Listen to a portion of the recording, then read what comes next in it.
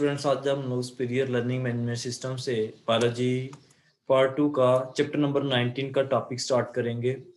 19 chapter का last topic है regeneration and abnormal developments.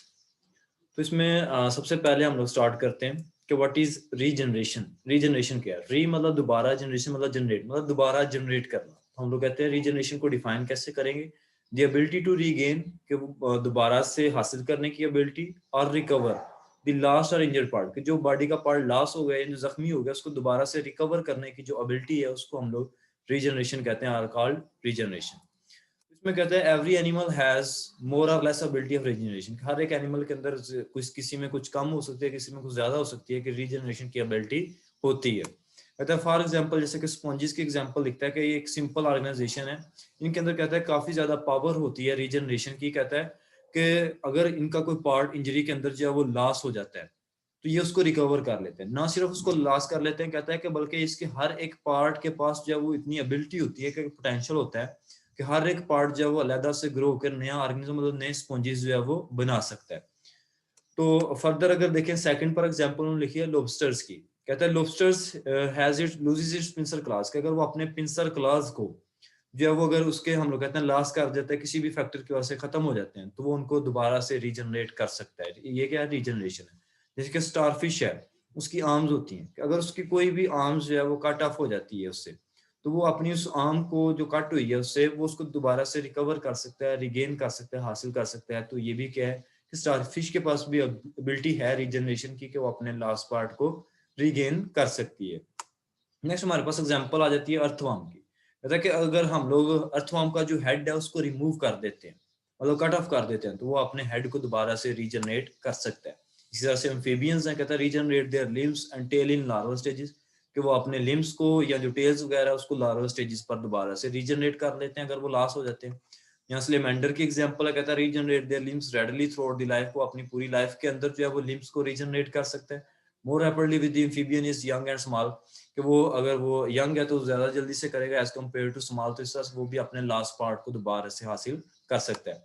तो लिजर्ड्स हैं, कहता है can easily discard its tail easily it can be regenerated, कि वो अपनी टेल को आसानी से उतार सकते हैं, दोबारा से जब उनको जरूरत होती है तो उसको जो है वो हासिल भी कर सकते हैं। इसी तरह से अगर एग्जांपल देखें तो ह्यूमंस के अंदर, मैन के अंदर, कहता है healing of fracture and repair of skin, कि अगर कोई फ्रैक्चर होता है, हड्डी वगैरह टूट जाती है या स्किन के ऊपर कोई डैमेज हो जाता है, वाउंड हो जाता है, उसको जो हील करना होता है, दोबारा से ठीक होना होता है, तो ये भी क्या है कि ह्यूमन के पास भी एबिलिटी है रीजनरेशन की। नेक्स्ट इसमें हम लोग एग्जांपल लिखते हैं प्लांट्स की। कहते हैं in plants regeneration is the basis of plant propagation, के प्लांट का जो प्रोपोगेशन है कि प्लांट को ग्रो करवाना है, तो उसमें रीजनरेशन तो उसकी बेस है। कहता है ऑलमोस्ट एनी पार्ट और even a very small fragment of A plant, कि मतलब कि प्लांट का कोई भी हिस्सा या इवन उसका छोटा सा अगर पीस है, उसके पास भी एबिलिटी होती है कि वो ग्रो करके आगे नया प्लांट बना सकता है। तो इस लिहाज से हम लोग कहते हैं कि हर एक सेल के पास प्लांट की एबिलिटी है कि वो डिवाइड कर सकते हैं। इस लिहाज से हम लोग कहते हैं कि प्लांट्स आर टोटीपोटेंट। तो प्लांट्स जो है वो टोटीपोटेंट होते हैं। टोटीपोटेंट मींस दैट कि every part has potential to divide, हर एक के पास जो है वो पोटेंशियल है डिवाइड होने का। For example a piece of stem और लीफ और even a single tissue cell में डेवलप इनटू फुल, मतलब अगर हम लोग पीस लेते हैं एक लीफ का, स्टेम का या टिश्यू का, तो वो आगे डेवलप होकर नया प्लांट बना सकता है। कहता है part of the stem with the few leaves may be taken from many kinds of plant when they planted in the soil form में कंप्लीट प्लांट। कहता है कि अगर हम लोग मुख्तलिफ प्लांट से जो लीव्स वगैरह लेते हैं, उनको सॉइल के अंदर इम्प्लांट करते हैं, तो वो भी आपस में मिलकर एक नया प्लांट बना देते हैं। मैकेनिज्म क्या है रीजनरेशन का? तरीकाकार क्या है या प्रोसेस क्या है? इसमें हम लोग कहते हैं regeneration is the development of missing organ, कि इसमें हम लोग मिसिंग ऑर्गन को डेवलप करते हैं इन अडल्ट एनिमल।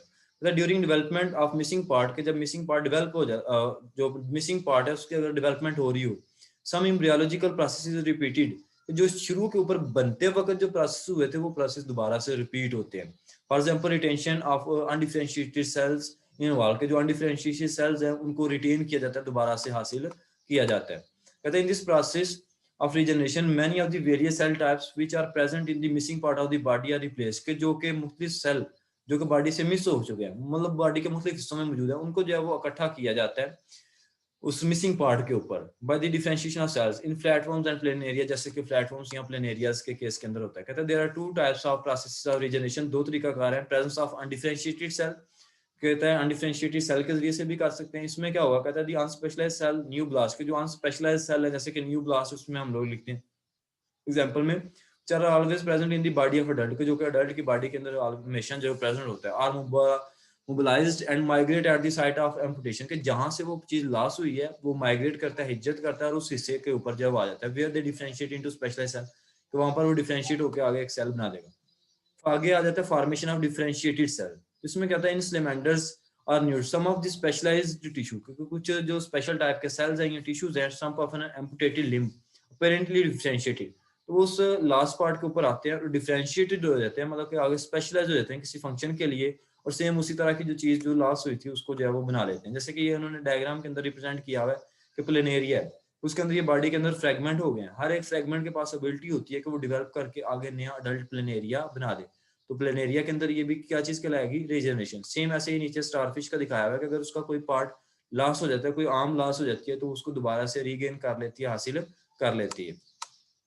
नेक्स्ट हमारे पास आ जाती है अबनॉर्मल डेवलपमेंट। कहते हैं some time under unfavourable condition some parts of the body show abnormal development, कि एक तो होती है नॉर्मल डेवलपमेंट, तो बाज़ दफ़ा अनफेवरेबल कंडीशंस होती हैं तो बॉडी के अंदर अबनॉर्मल डेवलपमेंट्स आ जाती हैं। तो जिसमें हम लोग एक डेफिनेशन पढ़ते हैं टेराटोलॉजी की, कहता है is the branch of biology we deal with this abnormal development. तो टेराटोलॉजी क्या है कि branch of biology in which we study about the abnormal development, के बायो की ब्रांच है जिसके अंदर हम लोग अबनॉर्मल डेवलपमेंट्स को स्टडी करते हैं, इसको हम लोग जो है टेराटोलॉजी कहते हैं। तो इसके अंदर मुख्तलिफ फैक्टर हैं, कहता है फैक्टर काजिंग अबनॉर्मलिटीज, कहते हैं anything which interfere with the normal process of development, कि कोई भी चीज जो कि नॉर्मल प्रोसेस का जो डेवलपमेंट का उसके साथ इंटरफेयर करेगी वो उसके फैक्टर्स कहलाएंगे। तो वो अबनॉर्मलिटीज हम लोग कहते हैं इनहेरिटेड फ्रॉम पेरेंट्स भी हो सकती हैं, मतलब पेरेंट्स से आगे बच्चे में भी ट्रांसफर हो सकती हैं। अबनॉर्मलिटीज ड्यू टू क्रोमोसोम्स और जीन्स भी हो सकती हैं, एनवायरमेंटल फैक्टर की वजह से भी हो सकती हैं, मेटाबॉलिक डिफेक्ट्स की वजह से भी हो सकती हैं।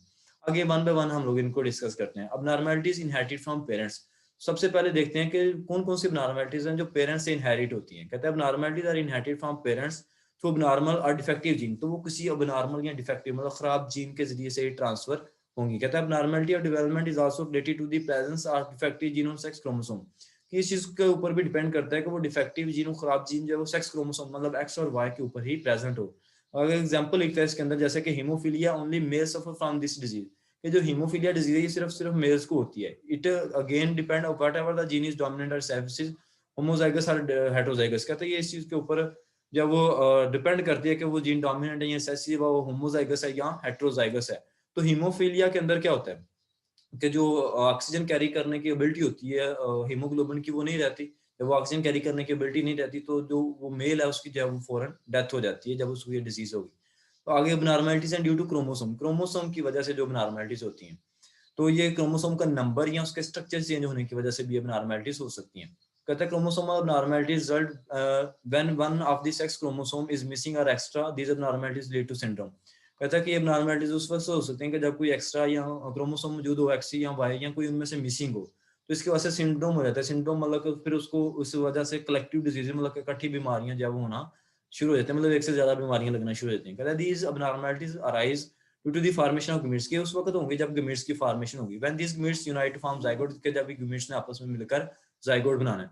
इसमें नंबर 1 पर डिस्कस करता है क्लाइनफिल्टर सिंड्रोम्स को। कहता है it is an example of trisomy of the sex chromosome, कि ये ट्राइसोमी की एग्जांपल है जिसमें एक जो क्रोमोसोम है उसका एडिशन हो जाता है, मतलब डबल एक्स तो नॉर्मल था, उस साथ वाई का जो है वो एडिशन हो गया। तो इस सिम्टम को या इस डिसऑर्डर को हम लोग क्लाइनफिल्टर सिंड्रोम्स कहते हैं। टर्नर सिंड्रोम है, कहता है it is the condition in which one of the sex chromosome is missing, तो जिसमें से कोई भी एक सेक्स क्रोमोसोम मिसिंग होता है, या एक्स नॉट होता है या वाई नॉट, मतलब कि एक्स क्रोमोसोम मिसिंग होगा या वाई क्रोमोसोम जो है वो मिसिंग होगा। थर्ड कंडीशन आ जाती है एक्स डबल वाई कंडीशन। कहता है it leads to the tallness aggressiveness, इसमें भी जब अगर देखें एक क्रोमोसोम का एडिशन हो गया तो जिसकी वजह से टॉलनेस हो, मतलब उसकी हाइट वगैरह ज्यादा होगी, अग्रेसिवनेस गुस्सा वगैरह ज्यादा होगा, मेंटल डिफेक्ट का ज़हनी तौर पर थोड़ा सा मफलूज होगा, एंड एंटी सोशल बिहेवियर उसके अंदर जो है माशरे के थोड़े से अगेंस्ट जो उसका बिहेवियर या रवैया वगैरह होगा। तो ये तो हमारे पास अब नॉर्मल डेवलपमेंट्स।